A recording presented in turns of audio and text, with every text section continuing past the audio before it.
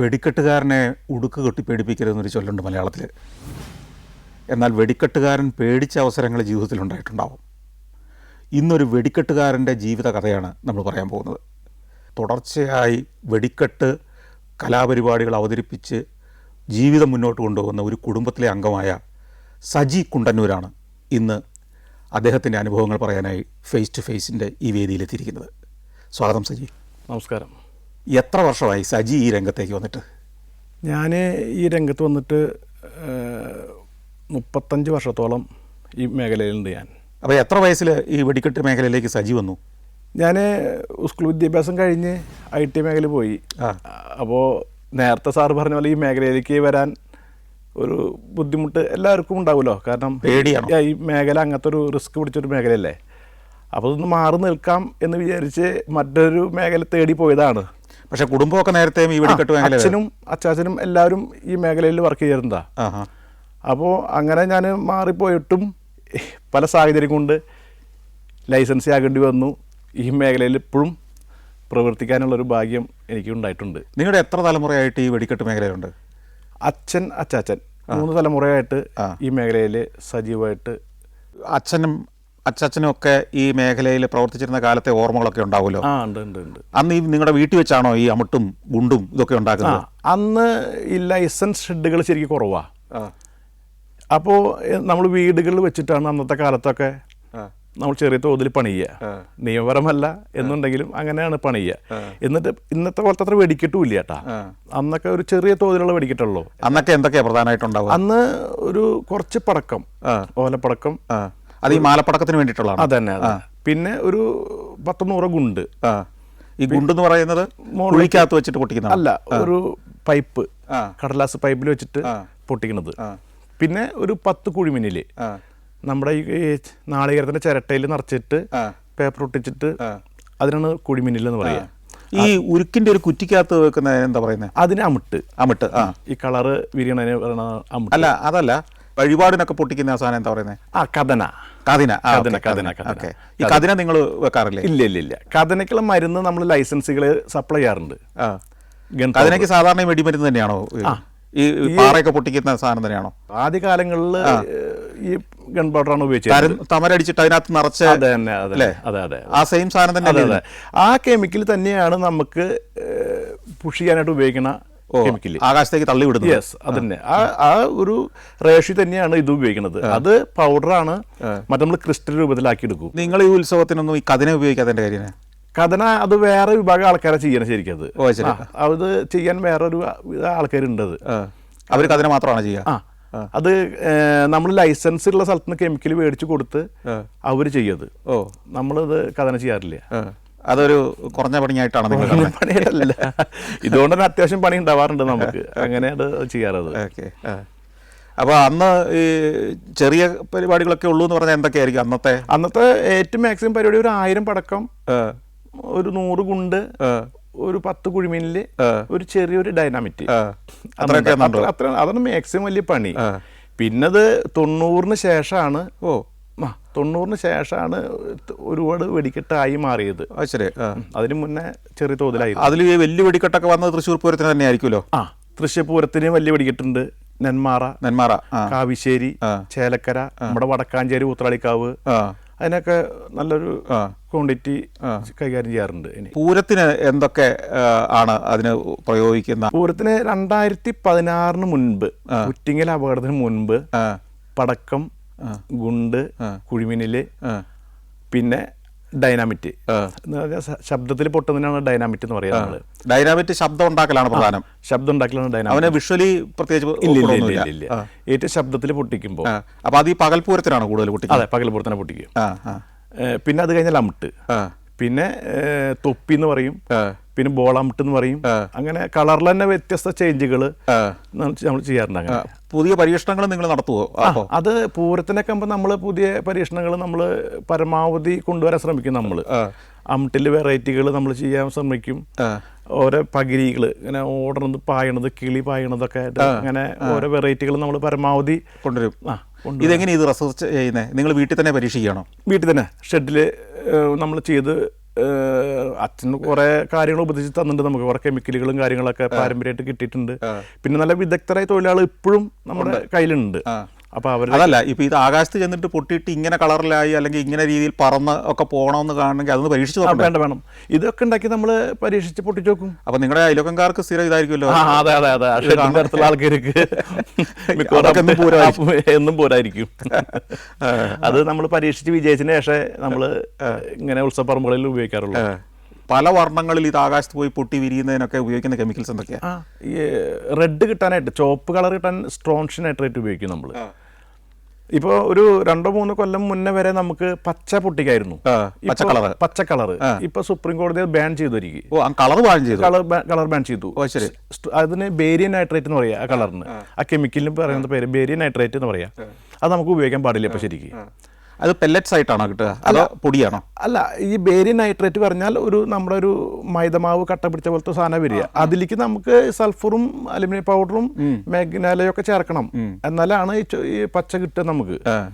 എല്ലാ കെമിക്കലിലും അതിന്റെ main content ഇതാണ് ബേരിയൻ നൈട്രേറ്റ്. മഞ്ഞ കളറോ? മഞ്ഞ, അതിന് നമ്മൾ വേറെ ഒരു കെമിക്കൽ ഉപയോഗിക്കുക. അപ്പൊ നന്നായിട്ട് കെമിസ്ട്രി അറിയണം. കെമിസ്ട്രി അറിയണം. അത് കെമിക്കലൊക്കെ ഏകദേശം ഇത് കണ്ടാലും ഒരുപോലെ ഉണ്ടാവുക നമുക്ക്. ഓ ശരി. ഇപ്പൊ പൊട്ടാസ്യം നൈട്രേറ്റ് ആയാലും ബേരിയൻ നൈട്രേറ്റ് ആയാലും സ്ട്രോൺഷ്യൻ നൈട്രേറ്റ് ആയാലും എല്ലാം കണ്ടാലും ഒരു വെള്ള രൂപത്തിലുണ്ടാവുക. അത് നമുക്ക് ഒരു പ്രവർത്തന പരിചയം തന്നെ അത് വേണം. ഈ ശാസ്ത്രീയ പേര് തന്നെയാണോ ഈ പണിക്കാരെല്ലാം ഉപയോഗിക്കുന്നത്? അല്ല, അതങ്ങനെ ഇല്ല. പണിക്കാര് അത് ആ വെള്ള എടുത്തേ, ആ ചോപ്പ് എടുത്തേ, ആ മഞ്ഞ എടുത്തേ, അങ്ങനെ പറയാ അവര്. അവർക്കത് അല്ലെങ്കിൽ ചോപ്പിന്റെ ഉപ്പ് എന്ന് പറയാ അവര്. ഉപ്പ് എന്നാണ് ഇതിനൊരു പേര്. ഉപ്പ് മഞ്ഞയുടെ ഉപ്പ്, മഞ്ഞയുടെ ഉപ്പ്, ചോപ്പിന്റെ ഉപ്പ്, അങ്ങനെ അവര് പറയും. അല്ലാണ്ട് പൊട്ടാസ്യം നൈട്രേറ്റ് സ്ട്രോൺഷ്യൻ നൈട്രേറ്റ് കപ്പാസിറ്റി ആയിട്ടില്ല. അത് ഇപ്പോഴും പറഞ്ഞാൽ അവർക്ക് അറിയില്ല. അത് ശരി, അങ്ങനെ ചെറിയൊരു ബുദ്ധിമുട്ട്. ഈ പൂരത്തിന് വെടിക്കെട്ട് കിട്ടിയ സാഹചര്യം എങ്ങനെയായിരുന്നു? പൂരത്തിന് പണ്ട് മുതൽ വെടിക്കെട്ട് ചെയ്യുന്നവരുണ്ടായിരുന്നിരിക്കുമല്ലോ. അപ്പൊ നിങ്ങൾക്ക് എങ്ങനെയാണ് അവസരം കിട്ടിയത്? ചേട്ടനാണ് ആദ്യമായിട്ട് പൂരത്തിന് വെടിക്കെട്ട് ചെയ്തത്. അതേത് വർഷമായിരുന്നു? 1999. 99. ചേട്ടൻ അത് അന്ന് നല്ല രീതിയിൽ വെടിക്കെട്ട് നടന്നുകൊണ്ട കാലഘട്ടമായിരുന്നു. അപ്പോൾ ഈ ദേവസ്വമായി ബന്ധപ്പെട്ട ഒരാൾ ചേട്ടൻ്റെ വെടിക്കെട്ട് കാണുകയും എവിടെ വെച്ച് നടത്തിയ? വരവൂർ പാലക്കിൽ വെച്ച്. അന്ന് ഞാൻ പറഞ്ഞു വലിയ ഡൈനാമിറ്റ് ഉണ്ടായിരുന്നു. അതൊക്കെ ഭംഗി, അത് അദ്ദേഹത്തിന്റെ ഒരു ഭാഗ്യം കൊണ്ട് അദ്ദേഹം ചെയ്യുന്ന വർക്കുകളൊക്കെ നല്ല പെർഫെക്റ്റ് ആയിട്ടിരുന്നു. ചേട്ടൻ്റെ ഒരു നല്ല വിദഗ്ധനായിരുന്നു. ഈ ഡൈനാമിറ്റുകളൊക്കെ ശരിക്കും പറഞ്ഞാൽ ഒരു ഒട്ടുമിക്ക ആൾക്കാരുടെ ഡൈനാമിറ്റുകളൊക്കെ കുഴിയിൽ പൊട്ടുന്ന സാഹചര്യം ഉണ്ടാവും, മുകളിലേക്ക് പോവാതെ. അത് മാനുഫാക്ചറിങ് ഡിഫോൾട്ടാണ് അത് ശരിക്കും. പക്ഷെ അത് വലിയ അപകടമല്ലേ? കുഴിയിൽ വെച്ച് പൊട്ടിയല്ല, ജനങ്ങൾക്ക് മാറി നിൽക്കാനുള്ള സൗകര്യം ഉണ്ടെങ്കിൽ കുഴപ്പമില്ല. അല്ല, പക്ഷേ ഈ മണ്ണെല്ലാം തെറിക്കില്ലേ? കുറച്ച് മണ്ണ് തെറിക്കും. ചേട്ടനിന്ന് അങ്ങനെ അപൂർവങ്ങളിൽ അപൂർവം അങ്ങനെ ഉണ്ടായിട്ടുള്ളൂ. അപ്പൊ അത് അവൻ ഒരു വിശ്വാസം കമ്മിറ്റിക്ക് ഉണ്ട്, അങ്ങനെ ഇവൻ നന്നായി ചെയ്യും എന്നുള്ളൊരു ഇത്. അതിന് ഒരു പ്രത്യേക വിദഗ്ധനും കൂടി ആയിരുന്നു കേട്ടോ. അങ്ങനെ ഈ വരൂര് വെടിക്കെട്ട് കഴിഞ്ഞപ്പോ ചേട്ടനോട് ചോദിച്ചു, നിനക്ക് തൃശ്ശൂർ പൂരം കത്തിക്കണോ ചോദിച്ചു. അപ്പൊ ചേട്ടനെ സംബന്ധിച്ച് തൃശ്ശൂർ പൂരമൊക്കെ നമുക്ക് ഊഹിക്കാൻ പറ്റില്ല. കാരണം എന്ന് വെച്ചാൽ അയ്യോ ഞാനൊന്നില്ല, കാരണം ഈ പറഞ്ഞ പോലെ പേടി, ഞാൻ ചെറിയ വല്ല പൂരങ്ങളൊക്കെ നടത്തി ജീവിച്ചോളാം, തൃശ്ശൂർ പൂരം ഒന്നും എനിക്ക് പറ്റില്ല. അങ്ങനെ അവൻ്റെ അടുത്തേക്ക് വന്നു. ചേട്ടൻ്റെ കൂട്ടുകാരും കൂടിയിട്ട് എനിക്ക് വന്നു, അങ്ങനെ തൃശ്ശൂർ പൂരം വിളിച്ചിട്ടുണ്ട്. അപ്പം ഞാൻ ചോദിച്ചു, അത് വേണം ചേട്ടാ, അത് വലിയ പൂരല്ലേ, നമുക്കൊക്കെ താങ്ങുമോ, സാധിക്കുമോ? അപ്പോൾ കൂടുതൽ ആൾ പറഞ്ഞു, അത് കളയണ്ട, അതൊരു നമുക്കൊരു അവസരം വന്നല്ലേ, നമുക്കൊരു പേരൊക്കെ കിട്ടണമല്ലേ, അത് കളയണ്ട പറഞ്ഞു. ആ സമയത്ത് അച്ഛനൊക്കെ ഉണ്ടോ? അച്ഛനൊക്കെ ഉണ്ട്. അച്ഛൻ എന്താ പറഞ്ഞേ? അച്ഛൻ പറഞ്ഞു, അതൊക്കെ ഇവർക്ക് എല്ലാം പേടിയാണല്ലോ, തൃശ്ശൂർ എന്ന് പറഞ്ഞാൽ ഇവർ അധികം വർക്കും ചെയ്യാത്ത ആൾക്കാരല്ലേ, അത് വേണം, അതൊക്കെ ബുദ്ധിമുട്ടാവില്ലേ എന്നൊക്കെ എല്ലാവരും അങ്ങനെയായിരുന്നു. അപ്പൊ ഇങ്ങനെ പറഞ്ഞു നമുക്കത് കിട്ടിയൊരു അവസരമാണ്, നമുക്ക് അത് ഉപേക്ഷിക്കണ്ട, നോക്കി നോക്കാം. അങ്ങനെ ചേട്ടൻ ആ കമ്മിറ്റിയായിട്ട് കരാർ വെക്കുക. കരാർ വെച്ച് ആ കൊല്ലത്തെ പരിപാടി അടിപൊളി നല്ല രസമായിട്ട് ചെയ്യാൻ പറ്റിയ നല്ല. ആ കമ്മിറ്റിക്കാരനെ ഒന്ന് പറഞ്ഞു, ഇതുപോലൊരു വെടിക്കെട്ട് കത്തിച്ചിട്ട് വർഷങ്ങളോളായി, നല്ല രസമായിട്ടുണ്ട്. അവർക്ക് നമ്മളോട് അത്രയും ബന്ധങ്ങളായി, ആ ദേവസ്വമായിട്ട് നമ്മൾ അത്രയും ആ കുടുംബമായിട്ട് ഭയങ്കര ബന്ധം എപ്പോഴും. ആ വർഷം പുതിയതായിട്ട് എന്തൊക്കെയാണ് നിങ്ങൾ കൊണ്ടുവന്നത്? പുതിയതായിട്ട് ശബ്ദകാമ്പി, അന്ന് ശരിക്കും വർണ്ണത്തിനല്ലായിരുന്നു പ്രാധാന്യം, ശബ്ദത്തിനായിരുന്നു അന്ന്. ഈ കുലുങ്ങണം, കുലുക്കണം, കളറിനും ഉണ്ട്, പക്ഷെ അതിനേക്കാൾ ഉപരി ശബ്ദത്തിനായിരുന്നു പ്രാധാന്യം. അങ്ങനെ ചേട്ടൻ അത് ചെയ്തുകൊണ്ടിരിക്കുമ്പോഴാണ് ചേട്ടൻ 2004 മരണപ്പെട്ടിട്ടുണ്ടായത്. ഈ 5 വർഷം ചെയ്ത് 5ാമത്തെ വർഷം, 6ാമത്തെ വർഷം. ശരി. അത് ഈ പൂരത്തിൽ വെച്ച സാമ്പിൾ വെടിക്കെട്ടിന്, പൂരത്തിന്റെ സാമ്പിൾ വെടിക്കെട്ടിന്. അതെങ്ങനെയാ സംഭവിച്ചത്? ഞാനും ജ്യേഷ്ഠനും കമ്മിറ്റിക്കാരൊക്കെ ഇരിക്കുന്നുണ്ട്. അപ്പോൾ നമ്മൾ മെയിൻ വെടിക്കെട്ടുണ്ട് തൃശ്ശൂർ പൂരത്തിന്.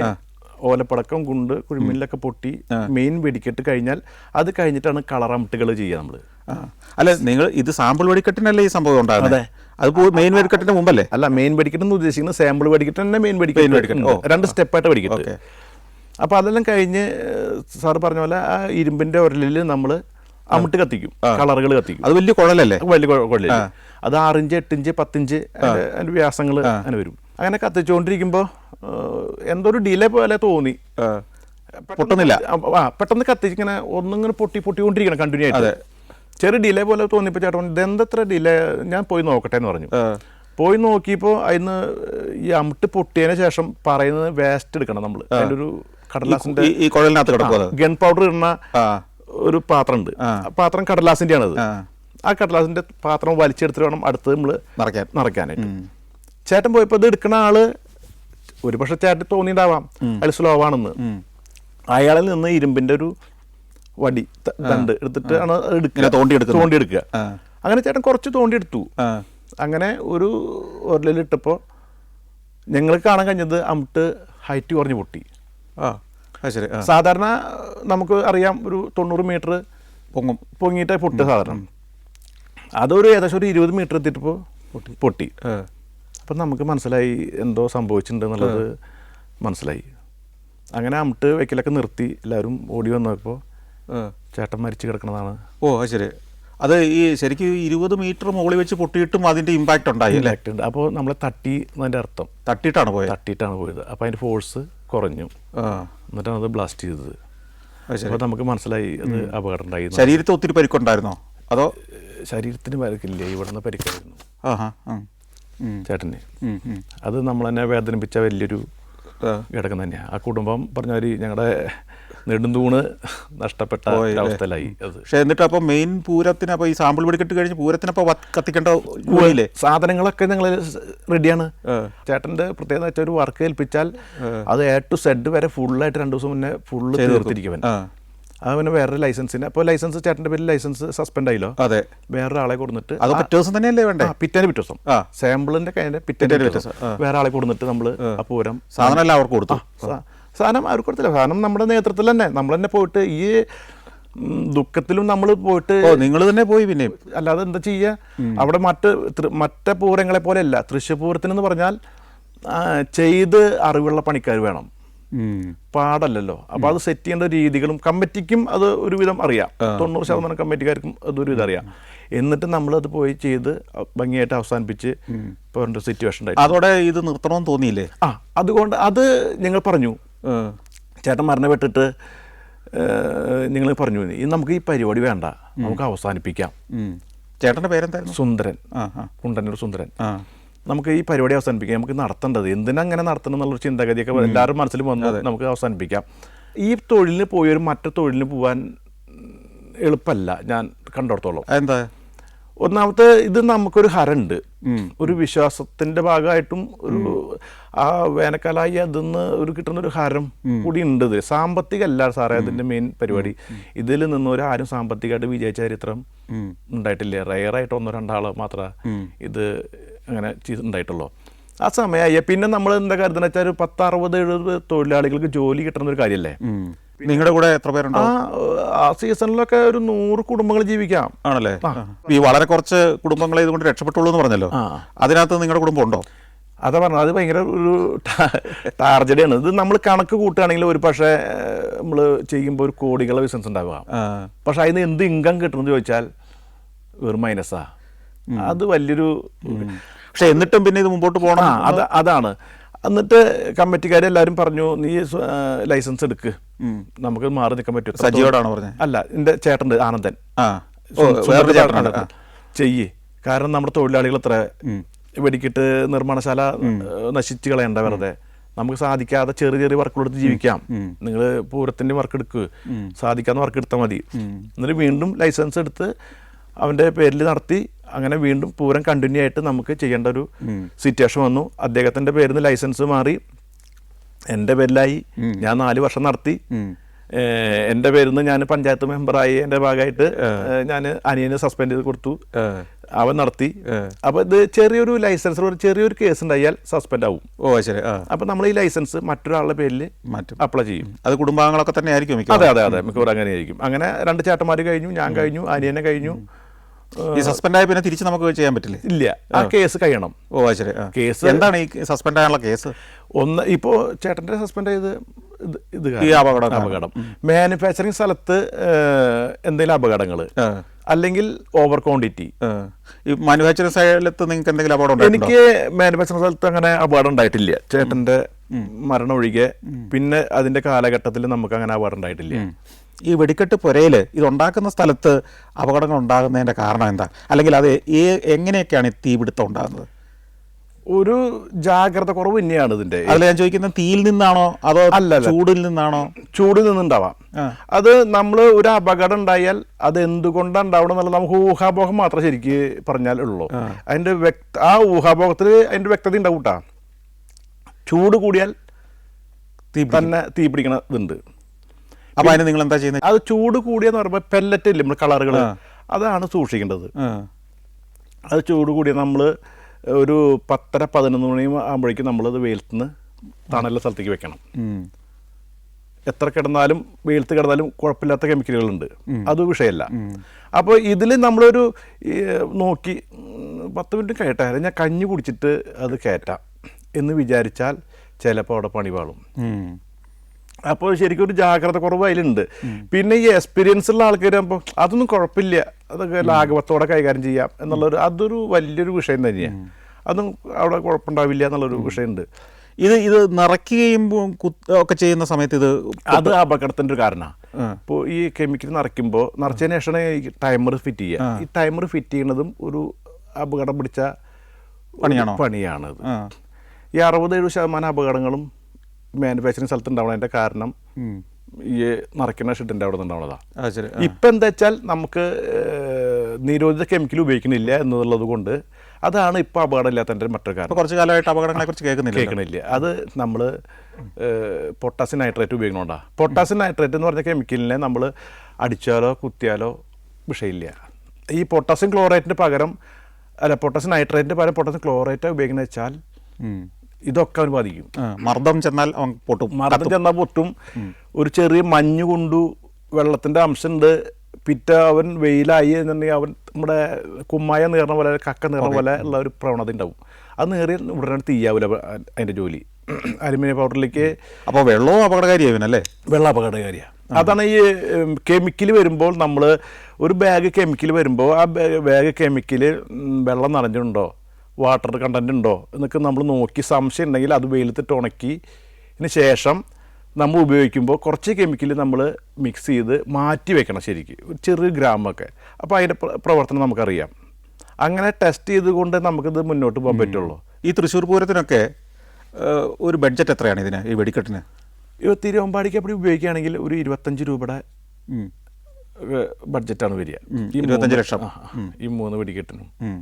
അത് അതിനെന്തൊക്കെയായിരിക്കും സാധാരണഗതി വരുന്ന ഇനങ്ങൾ? അവർക്ക് ഒരു 5 ലക്ഷം പടക്കം നമ്മൾ ഉപയോഗിക്കും. 5 ലക്ഷം പടക്കമുണ്ട്? 5 ലക്ഷം പടക്കം. അത് മാലപ്പടക്കമായിട്ട് പൊട്ടിക്കും? മാലപ്പടക്കമായിട്ട് പൊട്ടിക്കും. അത് എത്ര സമയം എടുക്കും?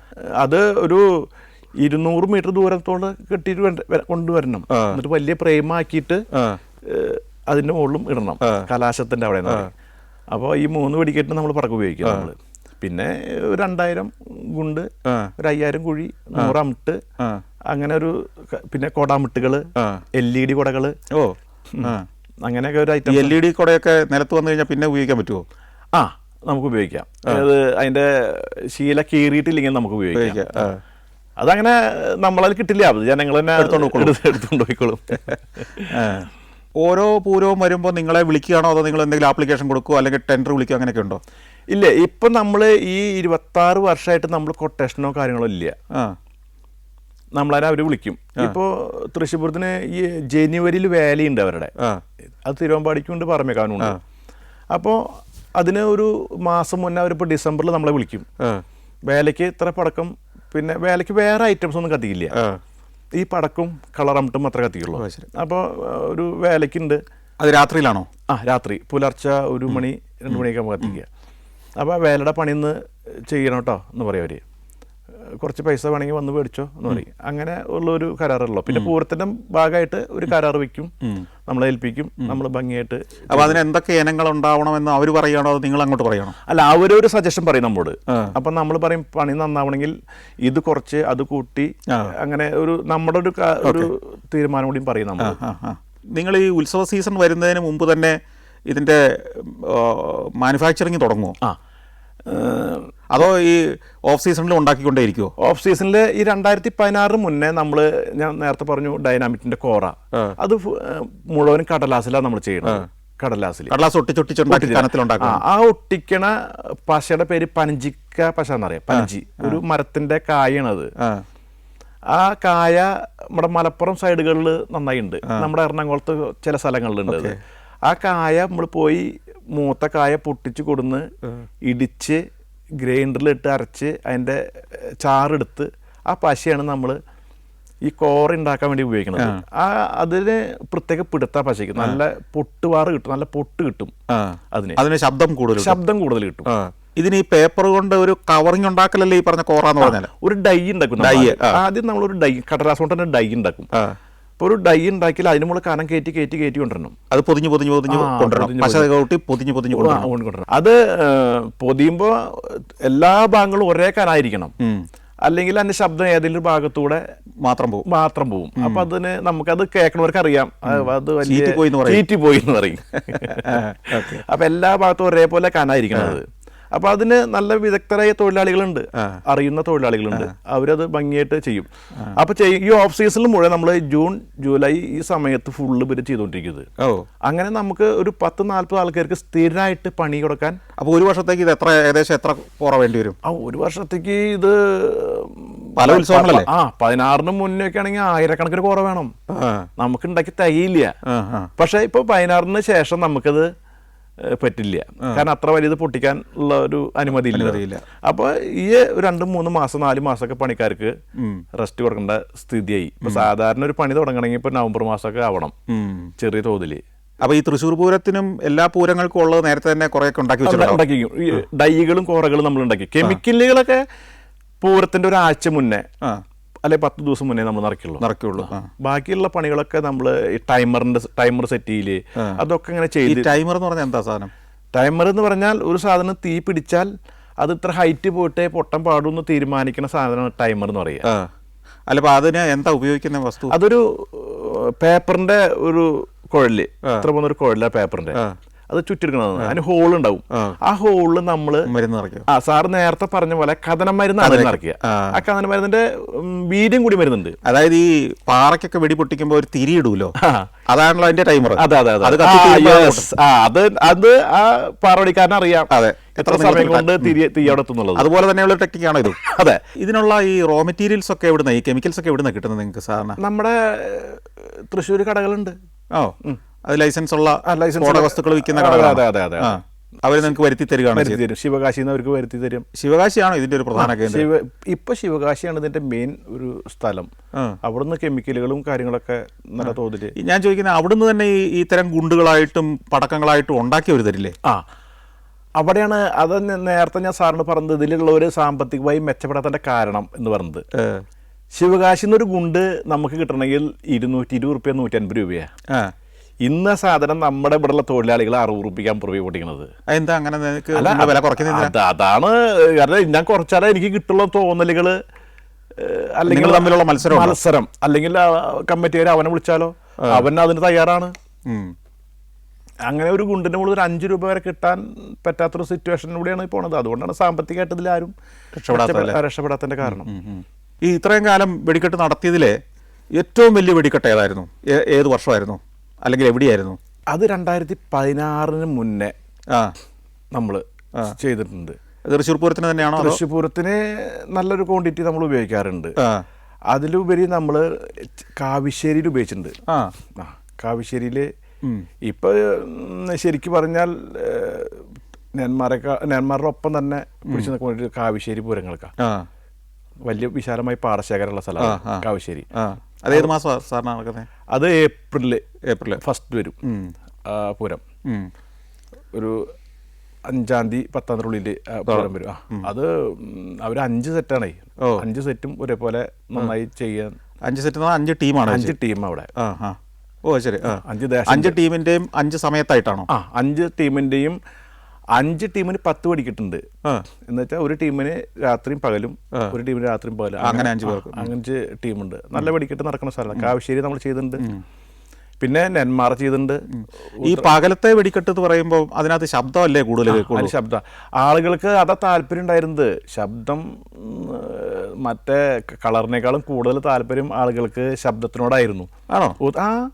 പക്ഷേ ഈ ശബ്ദവും അത് ആ പരിസരം മുഴുവൻ കുലുങ്ങുന്ന മട്ടിലും ആളുകൾക്ക് ചെവി പോലും അടഞ്ഞു. ആളുകൾക്ക് അത് ചെവി ഇങ്ങനെ നിൽക്കണം, അടയണം, എന്നിട്ട് ഇങ്ങനെ പിന്നാക്കം മറയണ ആൾക്കാർക്ക്. ഇപ്പോൾ 2 ടീം കത്തിച്ചിട്ട് അതിലെ ഒരാളുടെ ശബ്ദം ലേശം കുറഞ്ഞു പോയാൽ പിന്നെ അയാൾക്ക് ഇല്ലാത്ത ആക്ഷേപം ഉണ്ടാവില്ല. ഓ ശരി. ഇത് ശബ്ദം വെച്ചിട്ടാണ് അളക്കുന്നത്? അതെ, ശബ്ദം വെച്ചിട്ടാണ്. മിടുക്കനാണോ അറിയുന്നത്? അതങ്ങനെയില്ല, ശബ്ദം വെച്ചിട്ട് ആൾക്ക് അവൻ എടുക്കണാട്ടാ, അവന്റെ നല്ല ശബ്ദമുണ്ട്, മറ്റേ കാര്യമില്ല, നമുക്ക് അവനെ അടുത്ത പ്രാവശ്യം മാറ്റാം, അങ്ങനെ അത് ചിന്താഗതിയൊക്കെ വരും. അപ്പൊ അത് അങ്ങനെ പിന്നെ അത് അങ്ങനെ വരാതിരിക്കാനും നമ്മൾ മറ്റുള്ളവരുടെ മുന്നിൽ നാണം കെടാതിരിക്കാനും കൂടിയിട്ട് പരമാവധി മരുന്ന് കയറ്റും. അതിൽ ലാഭം നഷ്ടം നോക്കില്ല. അവൻ അവിടെ അപ്പുറത്ത് അവനാട്ടാ, അത് കണ്ടറിഞ്ഞ് ചെയ്യണം നമുക്ക് എന്നുള്ളത്. ഈ കെട്ടിടമൊക്കെ ക്രാക്കി വീഴില്ലേ? പിന്നെ ശരിക്കും കാരണം ഇത് ഭയങ്കര കുലുക്കമല്ലേ? ഭയങ്കര കുലുക്കാ. അത് ചെറിയ ഇതൊന്നും അല്ലായിരുന്നു, നല്ലൊരു ഹൈ ക്വാണ്ടിറ്റി. ഈ തൃശ്ശൂർ പട്ടണത്തിലെ മിക്കവാറും കെട്ടിടങ്ങൾ വിണ്ട് കീറിയിട്ടുണ്ടാവില്ല ഇത്രയും കൊല്ലത്തെ പൂരം കഴിഞ്ഞപ്പോൾ? അല്ല, തൃശ്ശൂരെ സംബന്ധിച്ച് അത്ര വലുത് ഇല്ല ശരിക്കും പറഞ്ഞാൽ. പാടത്തിന് പൊട്ടിക്കണത് തൃശ്ശൂരൊക്കെ ഒരു മിതമായ നിരക്കിലൊക്കെ 2 കൂട്ടരും കൂടി ധാരണയിലെത്തിയിട്ട് ചെയ്യുന്നുണ്ട് അത്. ഓ ശരി. അങ്ങനെയുണ്ട്. കാരണം ഈ 2 അമ്പലത്തിന്റെയും 2 കൂട്ടരാണോ സാധാരണ ഇത് ചെയ്യുന്നത്? പാറമേക്കാവും തിരുവമ്പാടി 2 ടീമാണ്? 2 ടീമാ. അത് ശരി. അപ്പോൾ 2 കൂട്ടരും നമുക്ക് ഇത്ര വലിയൊരു ക്വാണ്ടിറ്റി ഉപയോഗിക്കേണ്ട എന്നുള്ള ധാരണയിൽ ഒരു അഡ്ജസ്റ്റ്മെന്റിൽ പോകുന്നുണ്ട്. മറ്റൊരു പാടത്തായി കാരണം കത്തിക്കും. അതെ, കത്തിക്കും. ഇപ്പൊ ഇത് തീരെ വിഷയം ഇല്ല, കാരണം ഇപ്പോ 16-ന് ശേഷം വെടിക്കെട്ടൊക്കെ നന്നായി കുറഞ്ഞു. വലിപ്പവും തൂക്കവും കുറച്ചോ ഗുണ്ടുകളുടെ? ഇപ്പോ ആദ്യം 2016-ന് മുന്നൊക്കെ 400 കിലോഗ്രാം വരെ നമ്മള് പൊട്ടിക്കാം. ഏതിന്? ഒരെണ്ണത്തിന് ഗുണ്ടോ? ഡൈനാമിറ്റിന്. അതിന്റെ വെയിറ്റ് എന്ന് പറഞ്ഞാൽ 400 കിലോ ഡൈനാമിറ്റോ? ഒരെണ്ണത്തിന്. അതൊരു ചെറിയ ബോംബിന്റെ അത്ര ഉണ്ടല്ലോ. അത് ശരിയാ, അത്രയ്ക്ക് പോകുന്ന വെയിറ്റ് ഉള്ളതൊക്കെ നമ്മൾ പൊട്ടിച്ചേർന്ന ഒരു കാലത്തൊക്കെ. ചെറിയ മിസൈലിനൊക്കെ അത്രേ ഉള്ളൂ. അതെ. അപ്പൊ നമ്മുടെ അന്നത്തെ കാലത്തെ തൊഴിലാളികളുടെ വിദഗ്ധത നോക്കിയേക്ക്, അത് മുകളിലേക്ക് പോകാനുള്ള ഒരു കണ്ണിങ്ങും മരുന്നും. ഇത് മുകളിൽ പോയിട്ടല്ലേ പൊട്ടണ്ടേ? അതൊരു മരുന്ന് കൂടിയാലും അടിയിലേക്ക് തള്ളാനുള്ള മരുന്ന്, ആ എനർജി കൂടിയാലും കുഴപ്പമാണ്, കുറഞ്ഞാലും കുഴപ്പമാണ്. ഈ 400 കിലോയുടെയൊക്കെ എത്ര വലിപ്പം ഉണ്ടാവും? ഈ മേശയുടെ വലിപ്പം ഉണ്ടാവോ? പോരല്ലേ?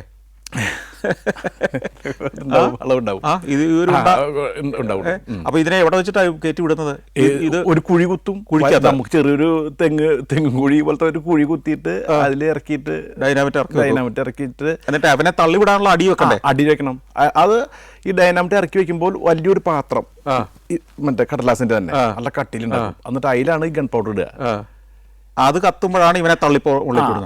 ആ പാത്രത്തിൽ നിന്ന് ഒരു കണക്ഷൻ ടൈമറിലേക്ക് വരും. ആ ടൈമറിന്ന് നേരെ നമ്മൾ ഫയർ ചെയ്യണം. അപ്പൊ ഈ തിരി ഇങ്ങനെ നേരെ വന്ന് ടൈമറിലേക്ക് വന്നു. ടൈമറിലേക്ക് വരുമ്പോഴേക്കും ഗൺ പൗഡറിലേക്ക് വന്നു. അപ്പോഴും ടൈമർ ഇങ്ങനെ വർക്ക് ചെയ്തോണ്ടിരിക്കും, മുകളിലേക്ക് തീ എത്തിക്കൊണ്ടിരിക്കും. അപ്പൊ ഗൺ പൗഡറിലേക്ക് എത്തി വിടുമ്പോൾ തന്നെ സാധനം മുകളിലേക്ക് ഫയറിങ് ആയി. അപ്പോഴേക്കും ഈ ടൈമറിന്റെ തീയെ ഒരു നിശ്ചിത അളവെത്തിയാൽ ബാക്കിലേക്ക് ചീറ്റും, ഹോൾ ഇട്ട് അതിന്റെ അളവെത്തിയാൽ ചീറ്റും. അപ്പോഴാണ് ബ്ലാസ്റ്റ് ആവണത്. അതിന് എത്ര സമയമായിരിക്കും സാധാരണഗതിയിൽ ആകാശത്ത് എത്താൻ വേണ്ടി എടുക്കുന്നത്? അത് ഒരു സെക്കൻഡ് അതിൻ്റെ ഉള്ളിൽ എത്തിയിരിക്കും. അങ്ങനെ അത് ഇപ്പൊ കാരണവർ പറയും. ഡൈനാമിറ്റ് എത്ര ഉയരം വരെ പോകും? ഒരു 75 മീറ്റർ 70 മീറ്റർ ഒക്കെ പോലെ ഹൈറ്റ് വിടും. ഇങ്ങനെ വിട്ട ഡൈനാമിറ്റ് പൊട്ടാതിരുന്നിട്ടുണ്ടോ? മുകളിൽ പോയിട്ട് പൊട്ടാതിരുന്നുണ്ട്. അപ്പൊ ഇത് പൊത്തോന്ന് താഴോട്ട് വരില്ലേ? വീണുണ്ട്. അത് മനുഷ്യന്റെ തല വീഴില്ലേ? 400 കിലോ വന്ന് വീണാ തീർന്നില്ലേ? ഗൾഫിൽ നിന്ന് വന്ന ഒരാള് വെടിക്കെട്ട് കാണാൻ സൗകര്യത്തിന് വേണ്ടിയിട്ട് തെങ്ങിന്റെ മുകളിൽ കയറി നിന്നിട്ട് അദ്ദേഹം മരണപ്പെട്ടിട്ടുണ്ടെന്നിട്ടത് ശബ്ദം താങ്ങാനാവാതെ. മുകളിലാകുമ്പോ കൂടുതൽ ഇമ്പാക്ട് അല്ലേ? ഇമ്പാക്ട് അല്ലേ. കുരങ്ങൻ പാരച്ചൂട്ടിന്റെ മുകളിൽ ഇറങ്ങി വരും. കുരങ്ങൻ പകുതിയാകുമ്പോ പാരച്ചൂട്ടും കൂടെ മാന്തി ആ കൊടശീല കീറി കുരങ്ങ് താഴെ അങ്ങനെ വീണുണ്ട്. കുരങ്ങന്റെ മാനസികാവസ്ഥ എന്തായിരിക്കും? പിന്നെ കുരങ്ങ് മാന്താതിരിക്കാൻ വേണ്ടിട്ട് കുരങ്ങിന്റെ 2 കൈന്റെ മുകളിൽ പട്ടി വെച്ച് കെട്ടുത്ര ചെറുതായിട്ട്. അപ്പൊ ശരിക്കും പാടത്ത് വെടിക്കിട്ട് നടക്കുമ്പോ ശബ്ദപ്രകമ്പനം കൊണ്ടോ അല്ലെങ്കിൽ വെളിച്ചം കൊണ്ടോ പാമ്പ് മടയെന്ന് പുറത്തേക്ക് വരാൻ സാധ്യത ഉണ്ട്. ഇത്രേ തൃശ്ശൂര് ഒരു പനമുക്ക് ക്ഷേത്രം ഉണ്ട്. ഞങ്ങൾ നടന്നു പോകുമ്പോ എന്നെ പാമ്പ് കടിച്ചു. ഞാൻ ആകെ പേടിച്ചു. കമ്മിറ്റിയിൽ ഓടി വന്നു. അയ്യോ നമ്മുടെ സജിയേട്ടൻ ലൈസൻസിന് പാമ്പ് കടിച്ചെന്ന് പറഞ്ഞു. ലൈസൻസിക്ക് എന്തെങ്കിലും പറ്റിട്ട് മുന്നേ ആ ബാക്കി പൈസ എത്ര പേരെന്ന് ചോദിച്ചു നോക്ക്. ഇതൊക്കെ ഞാൻ കേട്ടോണ്ടിരിക്കുക. അപ്പൊ ഒരു മാനസികാവസ്ഥ